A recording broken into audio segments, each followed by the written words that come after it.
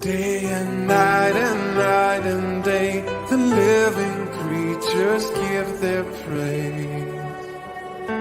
To him who lives eternally, they never cease from saying, Holy, holy is Yahweh Almighty, worthy, worthy to receive all glory.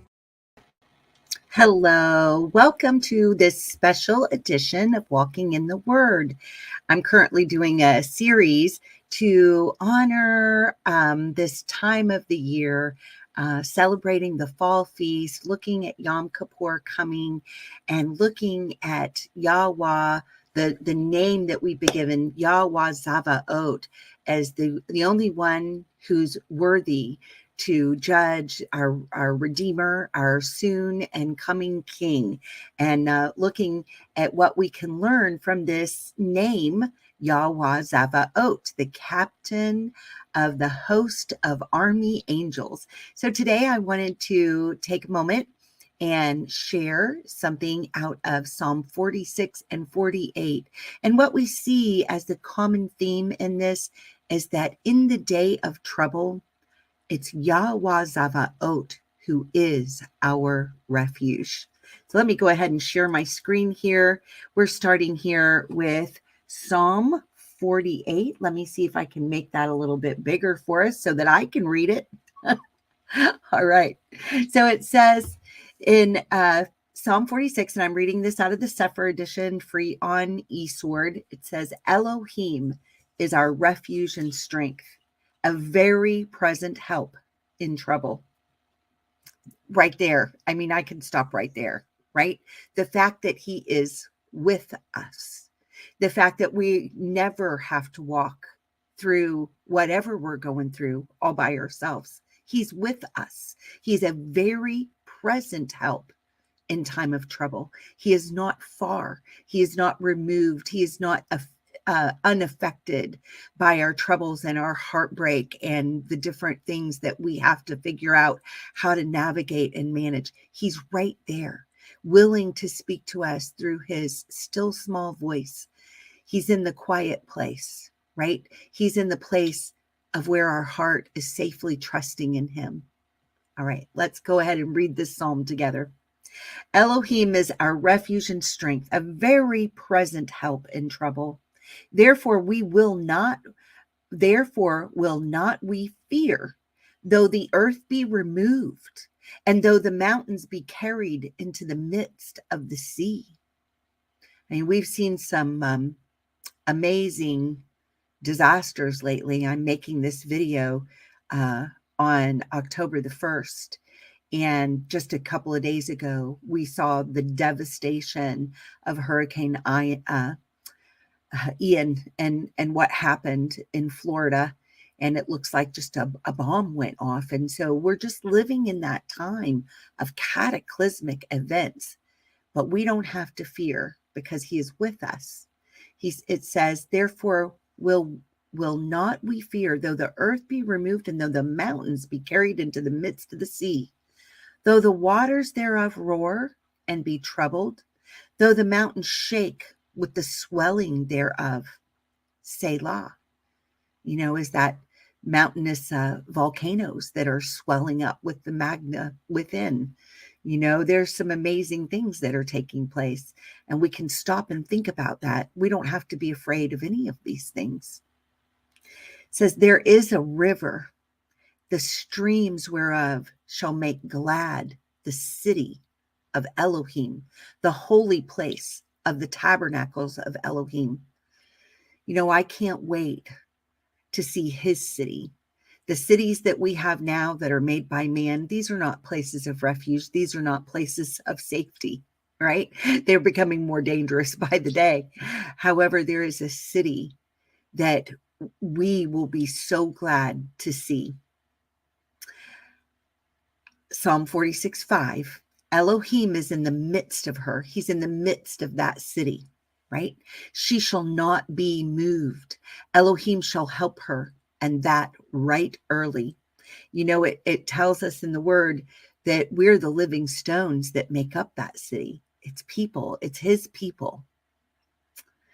The heathen raged. Isn't that happening right now? The heathen raged. The kingdoms were moved, right? I mean, they're changing boundary lines and border lines and all kinds of things as we speak. Wars are raging and things are changing. The heathen raged, the kingdoms were moved. He, who? Yahusha, uttered his voice and the earth melted. In the midst of it raging, in the midst of people thinking that they've got this figured out and they're going to rise to the top of the heap and fighting each other for position and power, there's one voice that really matters, and it's the voice of our King. Yahuah Tseva'oth is with us right there. He is our refuge. He is our fortress. Yahuah Tseva'oth is with us. The Elohai of Yaakov is our refuge. That's the name, the Hebrew name for Jacob. He is the highest of Elohims, the most high, and Jacob, the household of Jacob, belongs to him, right?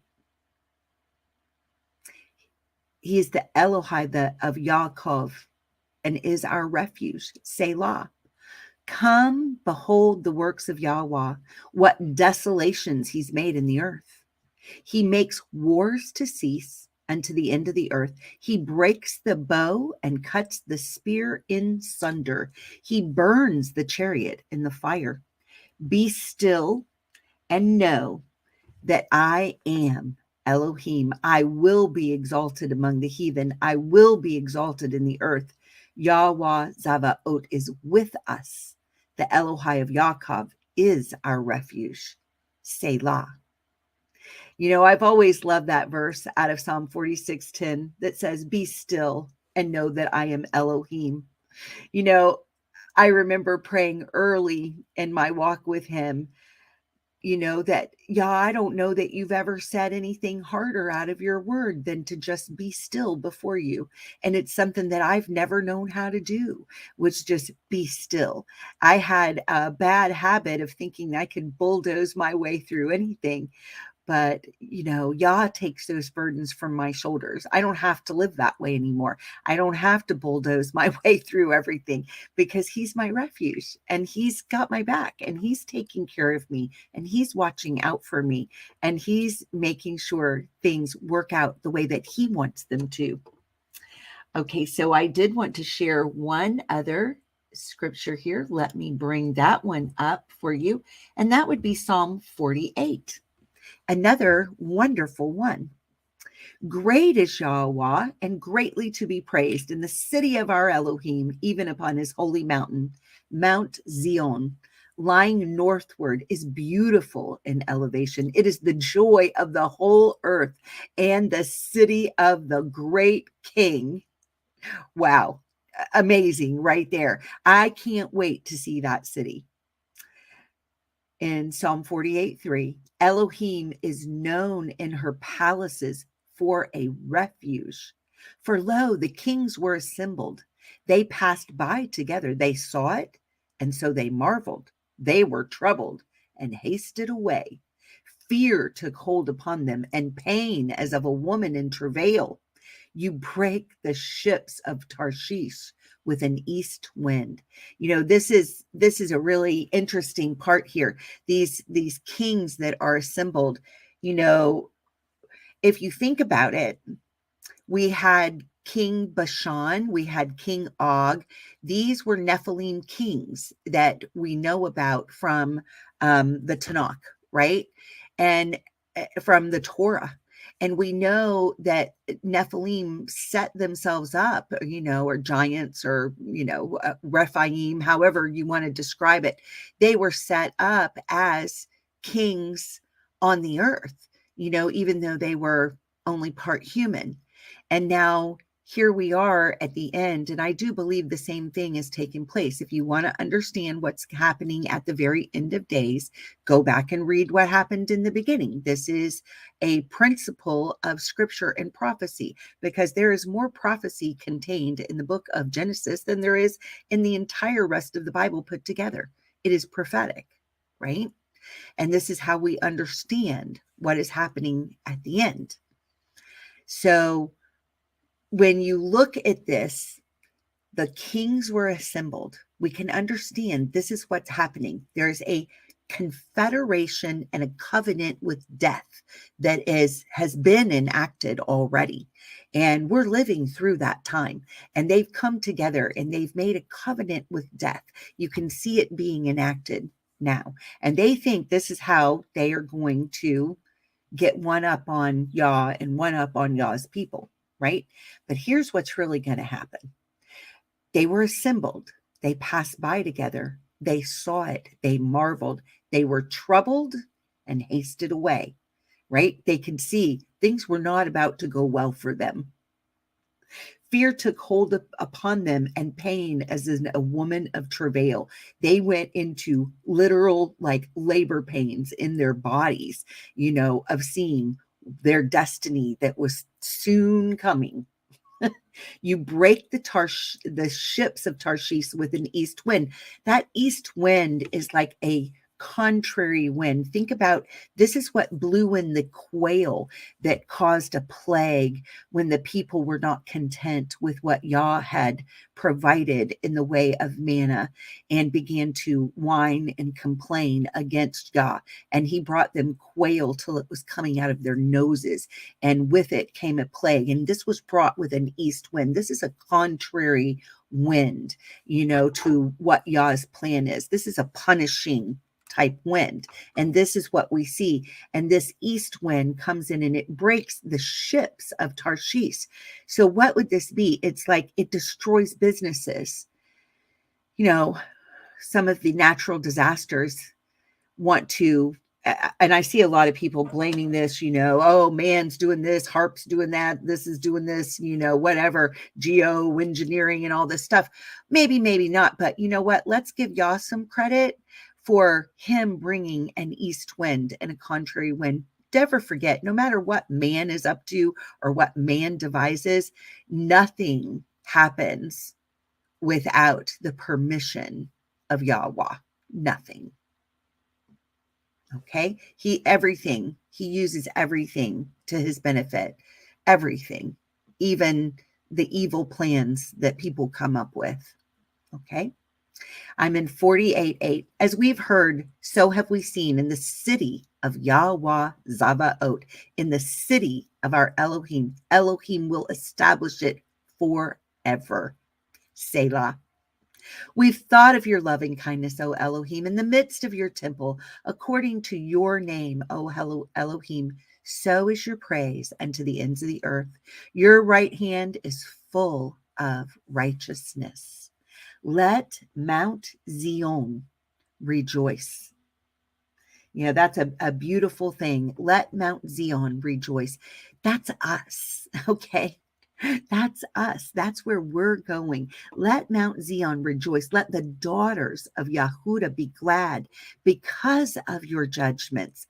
These judgments that are so hard, and they're hard to watch, because it's hard to watch any destruction, and we love people and we want to be snatching people out of the fire and helping them get a clear picture of Elohim. But we also have to wrap our brains around the fact that he is just, and his time period is his time period, and he entrusted us to have hearts that would stay strong and faithful in him during the midst of him having to pour out his judgments upon the nations in order to redeem his people and bring his family into his household. This is what we're living through, and he's trusted us with that. He's trusted us to keep our minds right and to keep our minds set on him, that he is our Redeemer and that he is worthy of our praise. So here he tells us in Psalm 48:11, let Mount Zion rejoice. Let the daughters of Yahudah be glad because of your judgments.